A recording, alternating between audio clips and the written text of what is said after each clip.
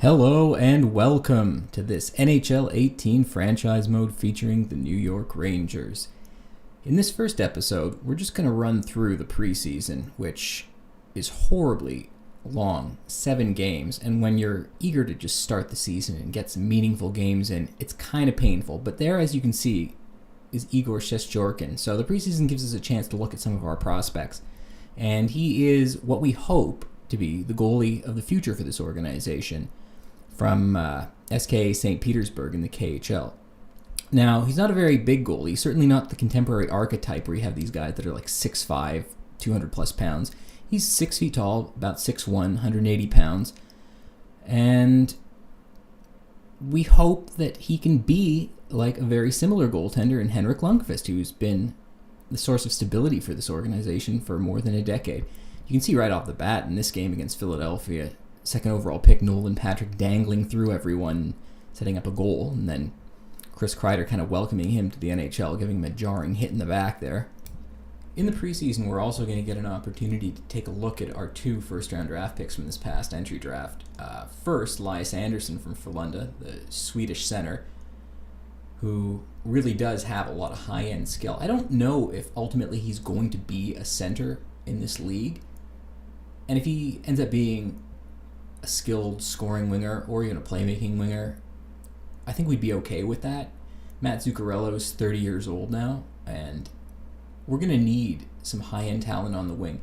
Maybe Pavel Buchnevich can develop into a really high-end winger. I'm not sure.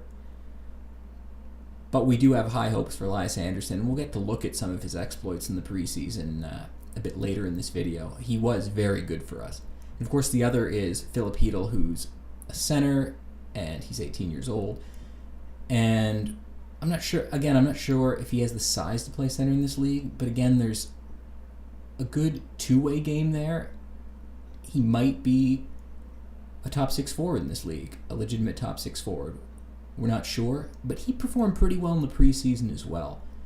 It's just Jorkin, who we were talking about just a moment ago, was a bit disappointing.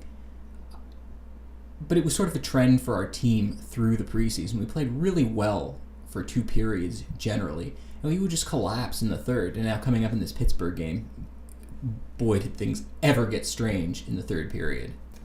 Now, our prospects are one thing, but what is this team now? And I think the answer is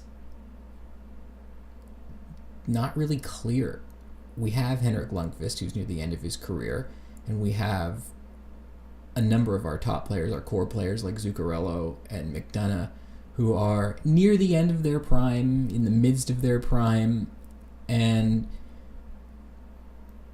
the Rangers have kind of been in a winning mode and going for it for about a decade now. And is that window about to close? Or has it already closed? Can we retool on the fly? Or do we really need to rebuild? Do we need to tear everything down and rebuild? Really wild finish to this one, worth highlighting. Right after Pittsburgh had gone up by 2 goals, and it looked like they were going to seal the game.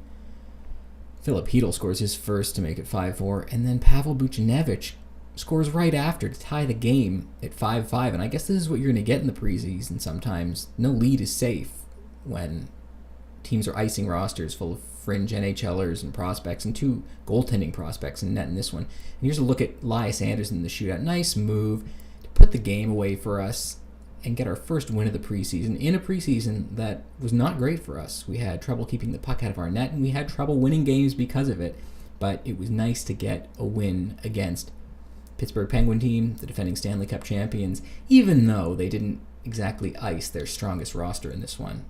The kids came through for us. Now, back to this team. When I look at the roster, I wonder how serious a contender we can be. I wonder how much Hank has left.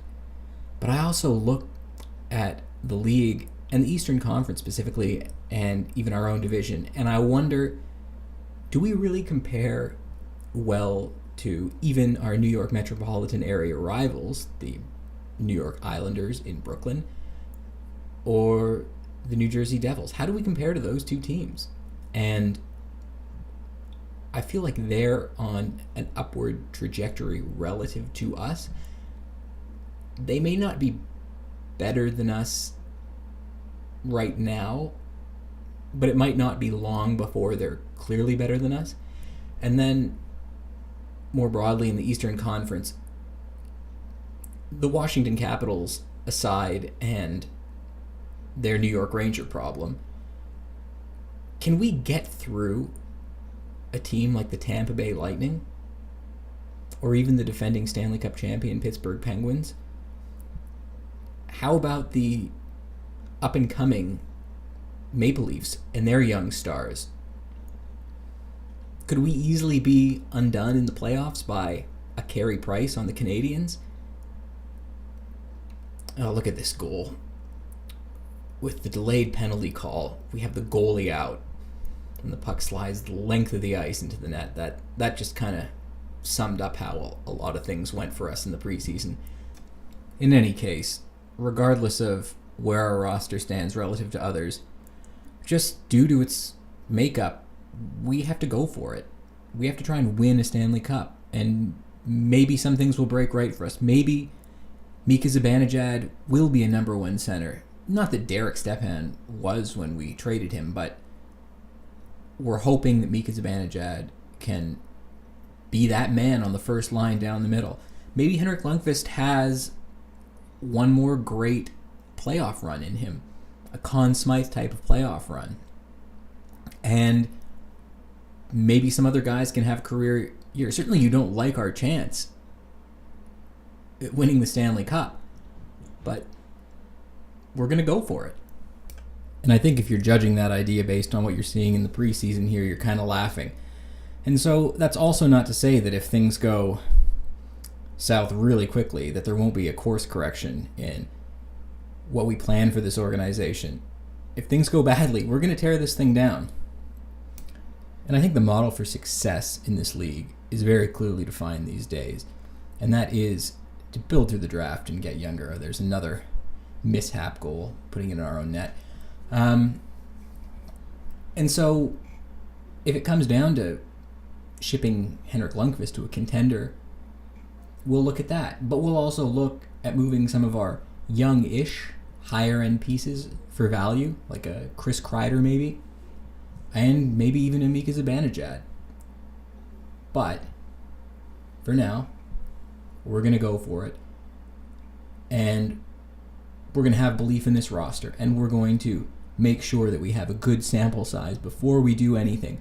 We're not going to react too harshly, and certainly not judge this really not great preseason for anything more than it being a meaningless series of games. Now, that doesn't mean that if we have to rebuild or retool, that it'll solely be through the draft or through youth. I really wish Mika Zibanejad wouldn't get punched in the face in preseason. As I was saying, though, we are a prestige organization. This is the New York Rangers. If there's a high-end free agent out there that can help this team and the ticket is right, we're going to pay for it. We're willing to pay for it, and we're willing to bring that player in to hopefully bring us to the next level. And also, that's what our fans expect. We're not the Carolina Hurricanes, as you see right here in our final preseason game, finally. We actually did beat the Hurricanes up pretty well in this one to finish off the preseason on a really positive note.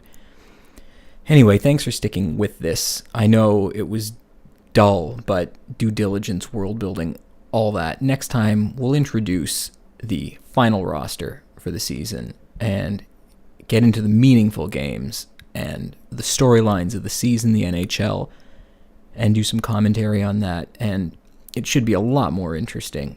But yeah, not a great preseason, but some positive things from a lot of the young players, especially our 2 first-round picks from this past draft, Elias Anderson and Philip Hedl, who were both very good.